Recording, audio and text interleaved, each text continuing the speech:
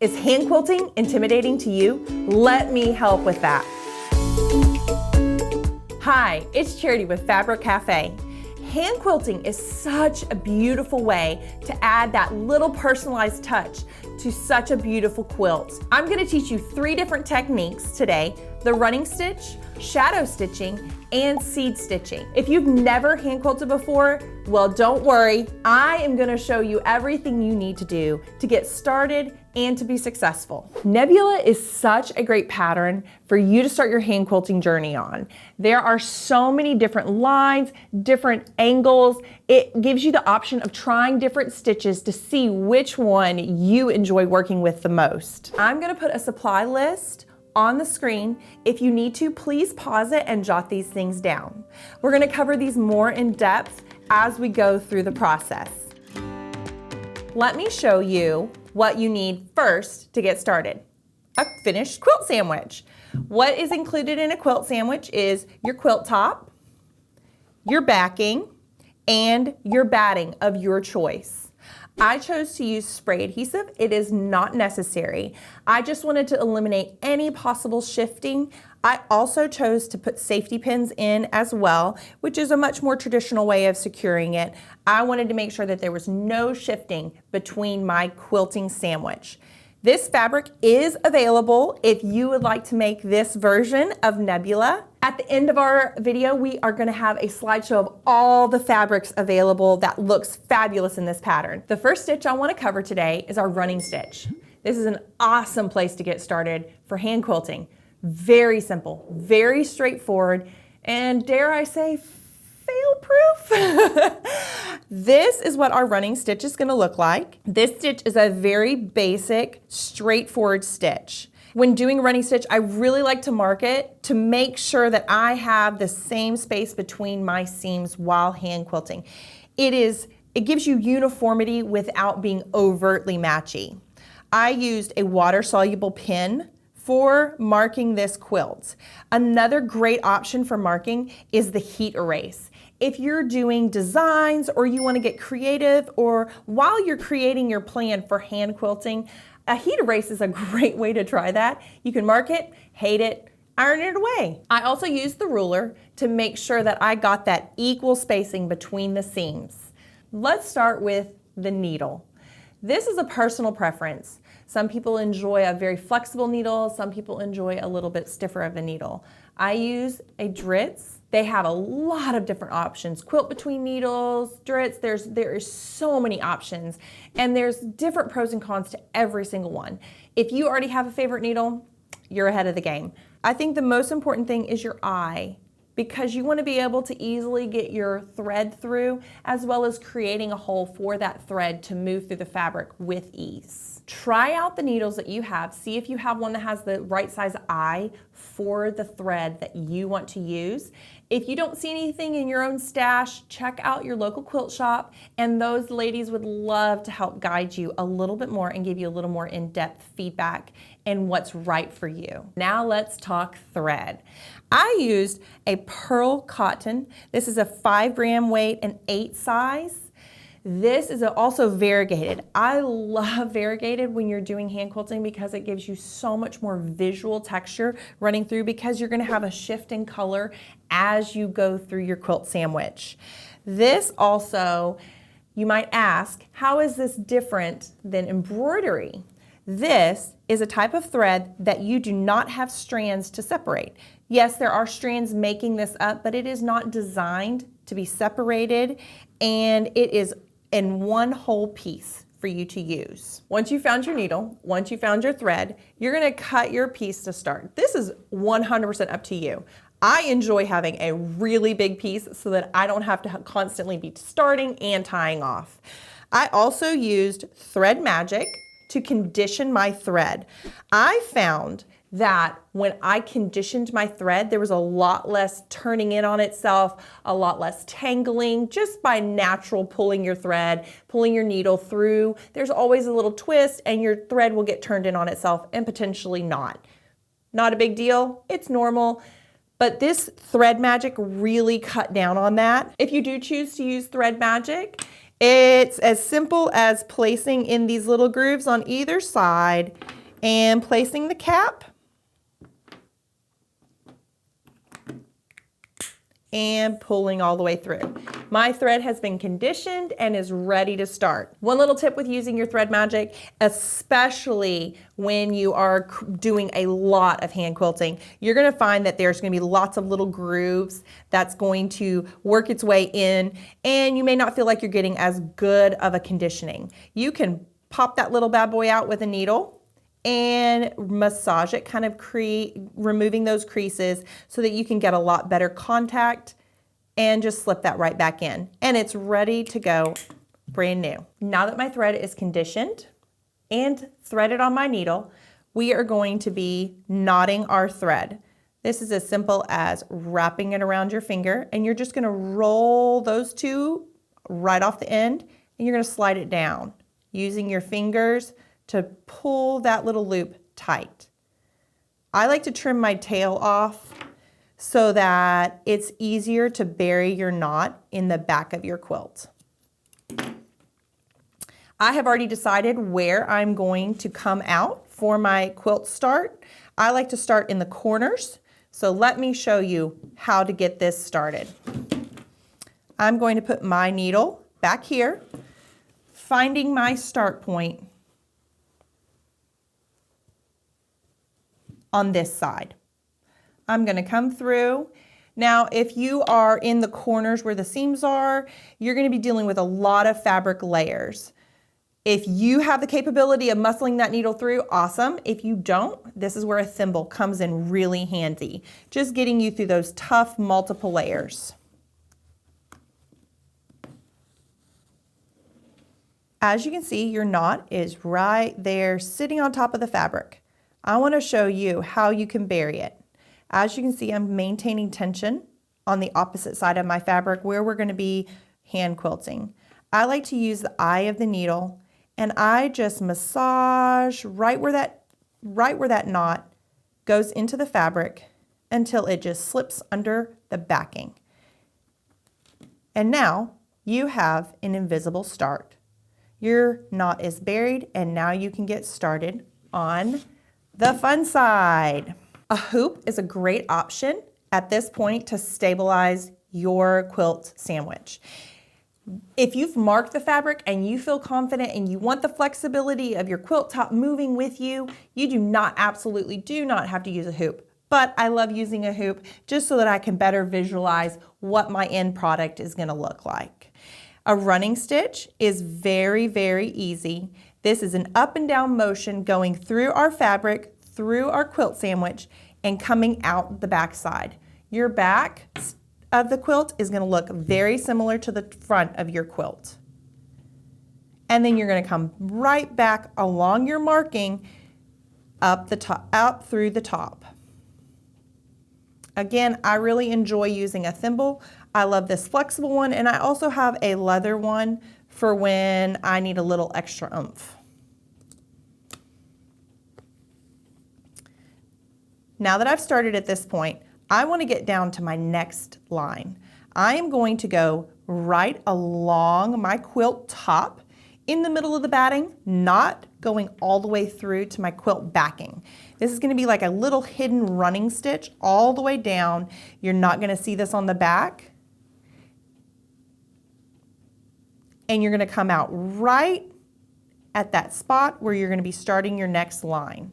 This is a nice little just hidden stitch, almost just right along that seam.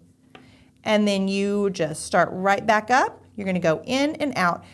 Again, the stitch size is up to you. This can be a large, noticeable running stitch, or it can be as small as you want it. If you want really tiny, tight stitches, that is possible. If you want really big, fun, chunky stitches that really make that quilt stand out, this is your chance to choose. The flexibility of this stitch is fabulous, and it gives it such a beautiful hand finish quality. And again, I'm going to go right along my seam without penetrating to the back.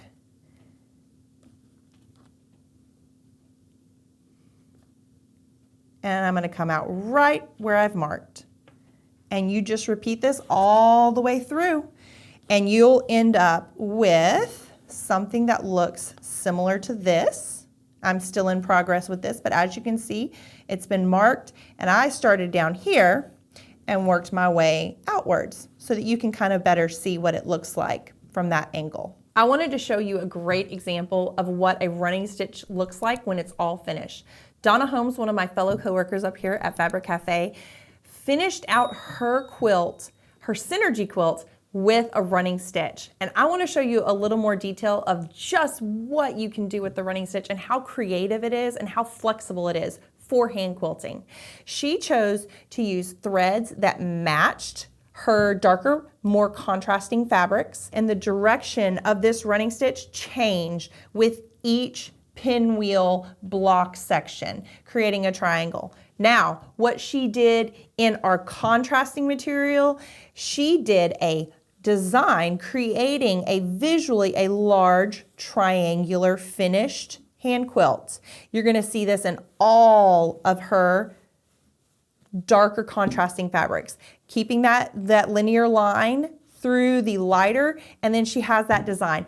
The running stitch gives you so much flexibility, and it is such a great way to get started in your hand quilting journey. It creates such a personal touch in finishing out your quilt tops. Our next stitch kind of tells you exactly what we're going to be doing. Shadow stitching. This is a stitch style that is going to shadow our pieces. You can choose what we're going to shadow. I chose to shadow my much more prominent, noticeable sections of this particular quilt. I chose to outline my whole larger, lighter section. This is marked on the 1/4 inch. I did not want to do a 1/2 inch spacing because I wanted my seams to be a little tighter and to really make it pop and for you to be able to see that crisp delineation. This is very simple. This is similar to our running stitch, but I wanted a much tighter stitch, really outlining and creating almost a very crisp line along it. So these are going to be a lot tighter, and it's as simple as going through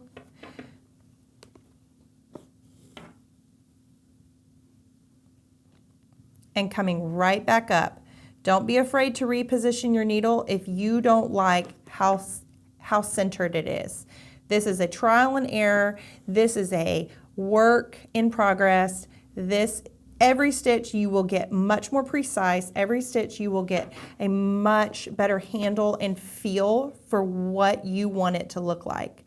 This is a process. We're getting started. This is as simple as tracing those lines. I really love marking my quilt before I get started, so I know exactly my plan of attack and what I want it to look like and the finished product of what I'm looking for. Whether you mark it or not, you are going to really love how shadow stitching makes your quilt stand out and give it such a crisp finish. I have a quilt I want to show you that combines these two stitches that I have shown you, the shadow stitching as well as the running stitching. Donna Holmes let me borrow this in-process quilt. She is in progress of hand quilting this quilt. This is from our Gold Bold book. This is the Amore pattern. She has beautifully combined a shadow stitching, which is a much more traditional style of hand quilting, with our running stitch, as you can see. She has also, which I love, combined a little bit of embroidery into her quilt, creating these beautiful squares with these really cute messages and bringing such another depth to her quilt. Donna Holmes chose to take the heart as inspiration and shadow it right over here in our secondary block, creating this continuity of the hearts throughout the whole quilt. She also created a much smaller heart in the bigger, larger heart. When I was talking to her about her quilt, she said that she had to really play around with the sizing and the design of the heart to make sure it looked exactly the way she wanted it. And that's a very traditional style of hand quilting. Shadow piecing, playing with the size till you get that exact look. Let me show you the back of this quilt. This is so pretty because not only do you have this gorgeous work of art on the front, which is phenomenal, but let's look at the back of this quilt. As you can see the exact outline of everything she has created. You have our hearts and our little messages. This is such a beautiful, beautiful job. And as you can see, she's still in progress of creating these outlines with her running stitch. This is going to be phenomenal when it's finished. I can't wait to see it all done. The next and last stitch I want to show you today is called the seed stitch. And guess what? It's exactly like it sounds. The pros of this stitch is you don't have to mark it, but you also have to go into it with a real plan. This stitch is random. It is all over the place. It gives you a confetti look, sprinkles on a cupcake. It is one of my favorite stitches because it is so random and you really can't do it wrong. Let me show you exactly how to do the seed stitch.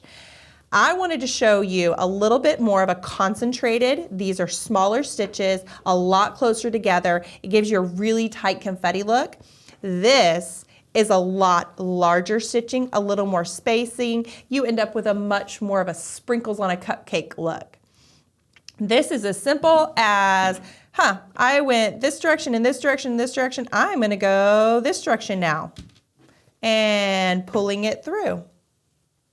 Now, the tricky part of this stitch is you also have to really pay attention to the back side of your quilt because you're going to end up moving your needle around looking for the spot that creates the image you want here, but you also got to keep it in mind on the back side. You don't want to end up with your needle over here and ending up with a giant stitch like this. If you've noticed that you have a little of a blank spot that you want to move your needle to and get a stitch without a huge jump, you, once again, can burrow through your batting and your backing and shifting to that spot, coming out right where you want, get yourself a little stitch, and then end up right back in that same spot. So let's say right here, I want to put a stitch because, you know, it could be a little bit tighter. I'm going to create a little bit of a tunnel right here, and I'm going to go all the way to that area, bringing my needle up right where I want to put my next stitch. As you can see on the back side, my needle is buried in between my batting. This gives you a great chance to correct your seed stitch. If you want it really, really tight, this is a great way of creating really tight stitches without an over crazy chaos in the background. It gives you still the messy planned organization. Moving through the batting is a little bit more challenging when you're tunneling, especially I've already got some tight stitches in here. So it takes a little finesse getting your needle to move through. I really enjoy using a stabilizing hoop frame of some kind so that I really can see where I'm going, where I've come from, and if I like the randomness of my pattern. I'm going to put my little seed stitch in here, and then once again, I'm going to bury my needle. Oh, I think I need a stitch right there. So guess what? I'm going to come up, and I can guarantee you on the back side of my quilt right here in this area, it's pretty concentrated. There's probably a lot of stitches moving around. And so I don't want to add to that. So I once again can burrow and bury and move back to my open area. Another great suggestion for seed stitch is this is a really fun one where you can do ombre. You can do really heavy stitching, and then as you move through your quilt block, you can get lighter and lighter, and it creates this visual pop of really strong colors, strong focus, and then it phases off. There are so many different ideas that you can do with the seed stitch. The possibilities are endless, but now that I've showed you a little bit of a seed stitch, let me show you how to tie it off. Okay, we're going to come back to the back side of our quilt. We're going to take our thread and we're going to pull it just to the side so that we can see exactly where we're working. This is the exact same thing we did. We're going to be burying our knot. Let me show you how. Take your needle and work away from where your thread comes through the fabric. We're gonna turn this around. This is also called a French knot. So we're gonna go back right through the exact same spot. We're not going to the side of our thread. We're going right back through the fabric, right where that thread came through. And I'm gonna come over to the side and pop my needle up, whoop, right here, a little further away. I'm maintaining slight tension on this as it creates our knot. And I'm gonna pull my needle through, and you're gonna have a little tail. So once again, this is just massaging the weave of your fabric. You wanna open up the weave so that knot gets sunken in between our layers. And it's just be as gentle as you can while still achieving opening up the weave. We're not wanting to create giant major holes in our backing, but it's just as simple as encouraging. I use my needle and just kind of poke it back through our fabric, very gentle, little tension on the end of that tail, and it's gonna go right back in. You can be as aggressive as you want, but I don't like to be aggressive with handmade things because it's easier to rework something than to try and figure out how to fix a giant tear or a hole. So as you can see, my knot is now buried. I take the back side, the eye of my needle, and I just massage the weave, closing it back in around that. Once you've buried your knot, you just take your thread scissors. I pull nice tension, cutting it close to the backing. Please be mindful this is going slow. We're not in a hurry because you can't fix a hole in the backing. So, as you can see, my tail is gone and my knot is gone. And that is how you tie off your quilt. Like I told you at the beginning, we're gonna show you different kits that the fabric is so much fun and the possibilities are endless for hand quilting. The one that I chose to do my samples on for you guys today is called the Cotton Candy Dream. It goes so well with the way that quilt made me feel. It is so light, and the tie-dye and the colors and all of that put together, it really feels cotton candy. It goes well with the sprinkles feeling. This kit is the Cotton Candy Dream, using our Nebula pattern from our Go Bold with 3-yard quilts. This next one is so beautiful. It is called Deco the Halls. Also with our Nebula, this one is so pretty. It has so much potential for our hand quilting with the stars and the little shapes and the balls, to be able to trace all the little designs that you see in this fabric and really make it stand out and a one-of-a-kind piece. This kit is Deco the Halls. The pattern is Nebula from our Go Bold with 3-yard quilts. Last but not least is our Venice Twirls, again, Nebula. This one is another great blank canvas for you to really express hand quilting. The possibilities are endless with this fabric that we have chosen. The contrast, the colors, the possibilities are just so endless on what you could do with your hand quilting journey in making it stand out on this quilt. This kit is Venice Twirls. The pattern again is Nebula from our Go Bold with 3-yard quilts book. Thank you so much for joining me on this crash course in how to get started in hand quilting.